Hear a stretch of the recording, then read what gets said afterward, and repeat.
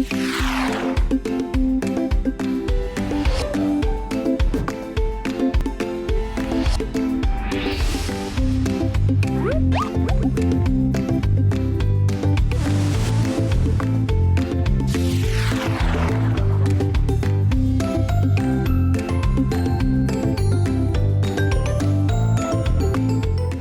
दोस्तों, हमारा course work तकरीबन कंप्लीट हो चुका है। अब हम बढ़ते हैं अपनी पहली केस स्टडी की तरफ। अभी हमने जो कुछ लर्न किया, जो कुछ डिस्कस किया अपने पूरे जर्नी में, अब उसका जो एंड रिजल्ट है वो आपको 2-3 साल बाद किस सूरत में मिल सकता है या लोगों को किस सूरत में मिला, आज हम वो डिस्कस करेंगे। मेरी कोशिश ये होगी कि आपके साथ कुछ ऐसी वेबसाइट्स शेयर की जाएं और उनकी actually practical case study share की जाए और उनको टाइम टू टाइम हम देखें कि किस तरह वो वेबसाइट स्टार्ट हुई, इन्वेस्टमेंट कितनी हुई और आज वो वेबसाइट किस मरहले पे है, कितना अर्न कर रही है, उसके पास शुरू में कितनी इन्वेस्टमेंट थी। अच्छा, इस टाइम इस मौके पे मेरा मकसद ये भी नहीं होगा कि आप किसी तौर पे डिसहार्ट हो जाएं इन्वेस्टमेंट को देख के या उसकी अर्निंग को देख के कि यार इतनी ज़्यादा अर्निंग भी हो सकती है किसी एफिलिएट की वेबसाइट से। तो इसको आपने एक लर्निंग के तौर पे लेना है, बिल्कुल डिसहार्ट नहीं होना। और इसको मैं एक और आपको आइडिया बताता हूँ। वो आइडिया ये है कि जहाँ पे आप देखेंगे कोई website let's suppose $20,000 per month कर रही है और उसने इतनी इन्वेस्टमेंट करके या इतना टाइम लगा के $20,000 तक पहुंची है, तो आप फिर उसके लिहाज से अपने आप को भी एनालाइज कर सकते हैं, एडजस्ट कर सकते हैं कि मैं कितना टाइम लगा के और इसमें से कितनी इन्वेस्टमेंट करके लेट्स सपोज $500 तक, $1,000 तक या $2,000 पर मंथ तक पहुंच सकता हूं। तो अगेन इसको आपने लर्निंग के लिए यूज़ करना है। मैं आपको ये शायद ओवर मोटिवेशन होगी आपकी, तो हर चीज़ मोटिवेशन भी नहीं होती, तो मुझे ये खतरा है कि आप इससे डीमोटिवेट ना हो जाएं। तो अगेन मैं बार बार आपको बता रहा हूँ कि ये जो हम स्टैट्स देखेंगे इसके पीछे डेफिनेटली उनका बहुत एक्सपीरियंस होगा, बहुत इन्वेस्टमेंट भी हुई होगी और सारा कुछ जो भी टाइम टू टाइम इसके साथ होता रहा है वो हम ए टू जी आज एक्सप्लोर करने की कोशिश करेंगे। ओके, तो पहली वेबसाइट हम चलते हैं, वो है गार्डन टूल बॉक्स। ये एक यूके बेस्ड वेबसाइट है। यूके में ये कुछ प्रोडक्ट्स के रिव्यूज़ देती है और इसी तरह बहुत सारे प्रोडक्ट्स की इंफॉर्मेशन भी देती है और इंफॉर्मेशनल कंटेंट भी इस पर मौजूद है। और ये मल्टी निश आप इसको एक वेबसाइट भी कह सकते हैं। इसका जो रेवेन्यू है लास्ट मंथ में तकरीबन वो $20,000 से ज़्यादा था एक महीने का, और ये पिछले कई महीनों से 20,000, 18,000, 22,000, $25,000 पर मंथ जनरेट कर रही है। तो अगर हम $20,000 भी इसकी रेवेन्यू लगाएं और उसको पाकिस्तानी रुपीज़ में कन्वर्ट करें, चलें हम लाइव कन्वर्ट कर भी लेते हैं। 20,000 USD टू PKR, तो 4.3 मिलियन रुपीज़ बनते हैं per month, 43 lakh rupees per month. तो अगेन ये ओवरनाइट नहीं हो गया, इसके पीछे पूरी एक स्टोरी होगी जिसको हम अभी एक्सप्लोर करेंगे। तो आपने अपना मोटो क्या रखना है, अपना गोल क्या रखना है। पहला गोल आपका ये होना चाहिए कि मैंने $50 पर डे तक पर मंथ तक कैसे पहुंचना है। $50 जब अचीव कर लेंगे तो फिर आपने नेक्स्ट अपना गोल सेट करना है $100 पर मंथ तक। इसी तरह जब $100 पे पहुंच जाए तो फिर आपका नेक्स्ट टारगेट होना चाहिए $500, इसी तरह $1,000। तो ग्रेजुअली अपने आप को आपने एडजस्ट करना है। हमारा थोड़ा सा इशू है हम पाकिस्तानियों का कि हम बहुत जल्दबाज हैं, हम चाहते हैं कि हम ओवरनाइट करोड़पति बन जाएं। तो ओवरनाइट करोड़पति बनने के लिए आपको बहुत सारी नाइट्स स्पेंड करनी पड़ती हैं, बहुत सारी रातें जागना पड़ती हैं और मेहनत करना पड़ती है। तो खैर, हम एक ऐसी वेबसाइट को ऑडिट करने जा रहे हैं, केस स्टडी के तौर पे देखना चाह रहे हैं जिसकी मंथली अर्निंग तकरीबन $20,000 से जायद है। ओके, तो अभी मैं इसका आपको डेटा दिखाता हूँ। ये हमारे पास शीट है और इसमें पूरी जिसको हम प्रॉफिट एंड लॉस शीट है वो हमारे सामने मौजूद है।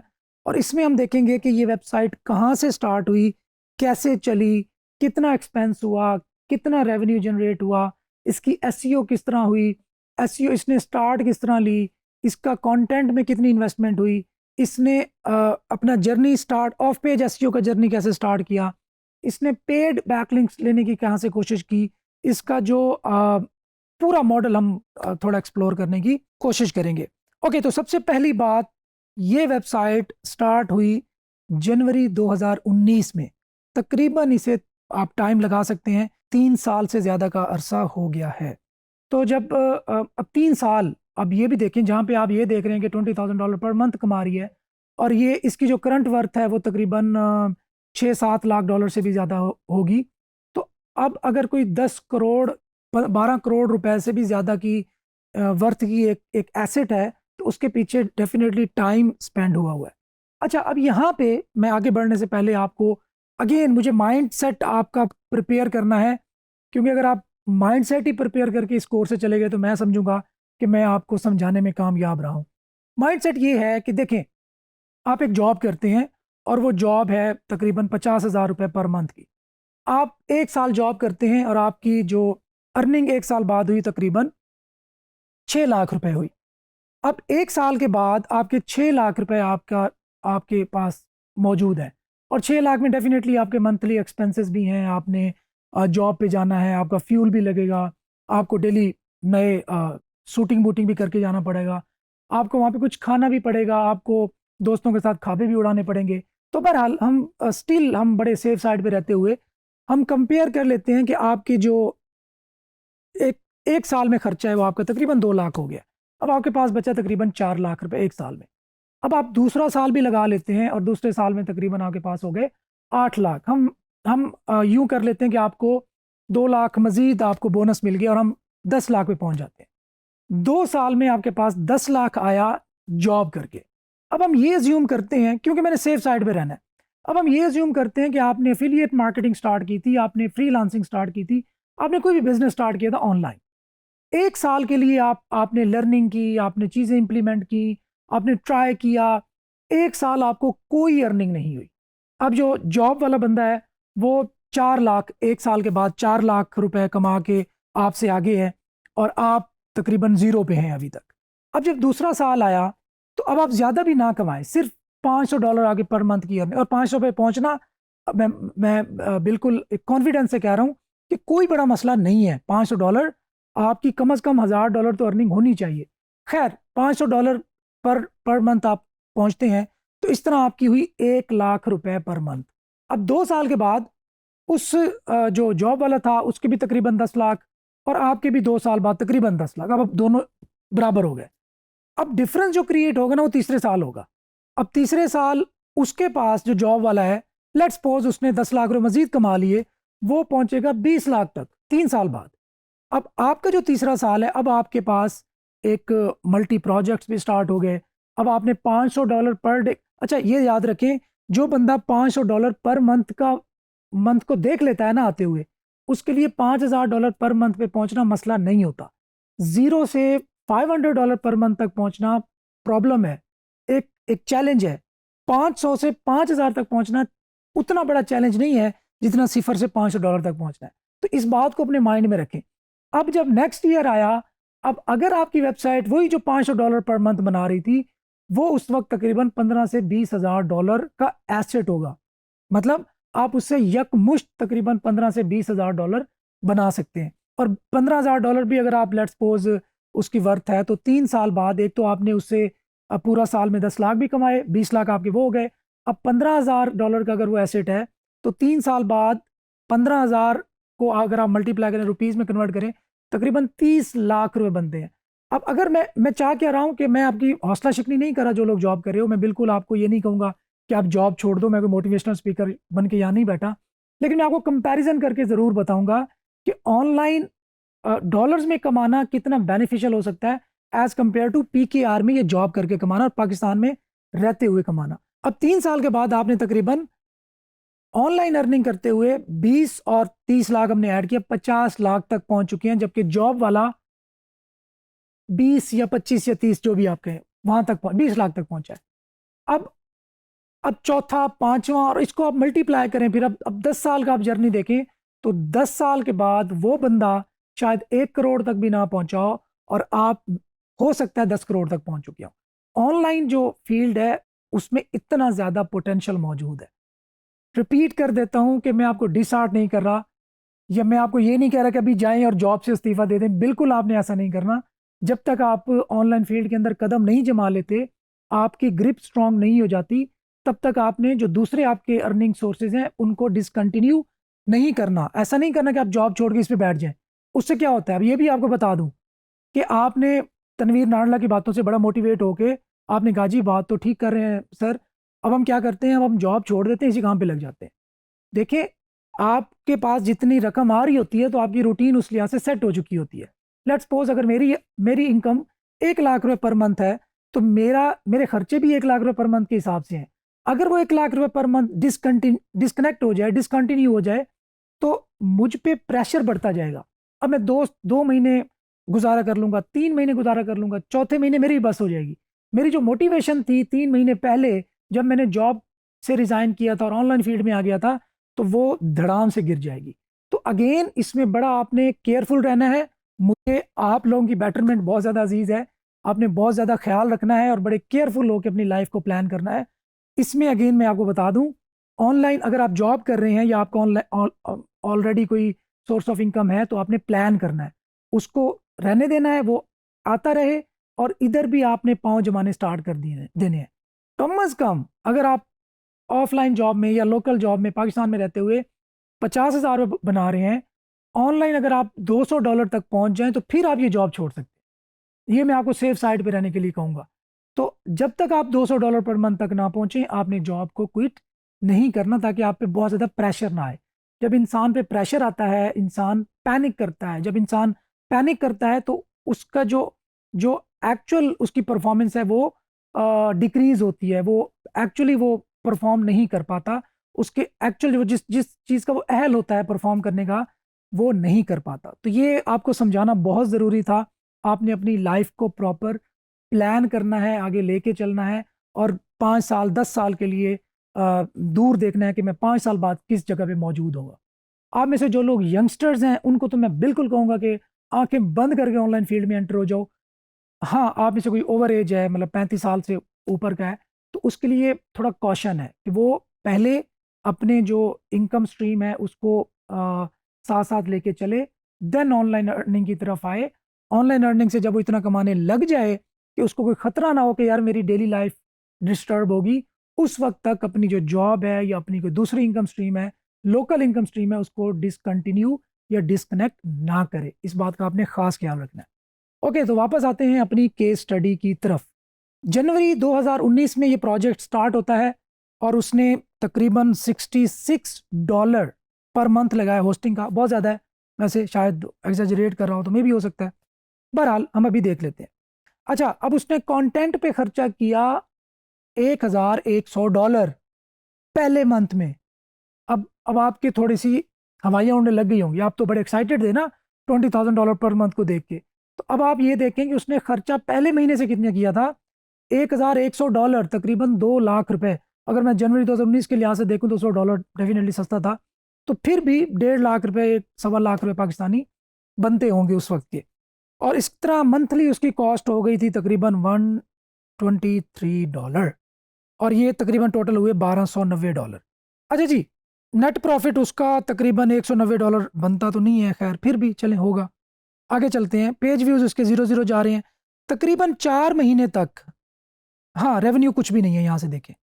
रेवेन्यू 4 महीने तक उसका, बल्कि 5 महीने तक उसका कोई रेवेन्यू नहीं है। अब बात याद रखें और इससे रिलेट करें जो थोड़ी देर पहले मैं बता रहा था आपको। 5 महीने तक उसने तकरीबन $5,000 से भी ज़्यादा की स्पेंडिंग की, और $5,000 स्पेंडिंग करने के बाद उसको कोई अर्निंग नहीं हुई। अब इन्वेस्टमेंट कितनी हुई, तकरीबन 10 लाख रुपए से ज़्यादा, और अर्निंग कितनी हुई, ज़ीरो, पहले पहले 5 महीने। अब जब छठा 6 मंथ आया, 6 मंथ उसको सिर्फ अर्निंग हुई $58, और इससे अलावा इससे ज़्यादा कुछ नहीं हुई। उसके बाद ट्रैफिक उसकी स्टार्ट हो गई, तकरीबन यूज़र 155 विजिटर आए उसके मतलब 5th मंथ में, और 2,000 तकरीबन विजिटर आए उसके 6th मंथ में, और 4,500 विजिटर आए उसके 7th मंथ में। 7th मंथ तक उसके तकरीबन $7-8 खर्च हो चुके थे। और ये खैर नेट प्रॉफिट तो नहीं बनता, नेगेटिव में होना चाहिए था, आई डोंट नो। अच्छा, बहरहाल आगे चलते हैं। अब अगस्त में आके, 8वें महीने में आके उसकी अर्निंग जो है थोड़ी स्टेबल हो रही है। उसने क्या किया, $417 उसके बने अमेज़ॉन यूके से।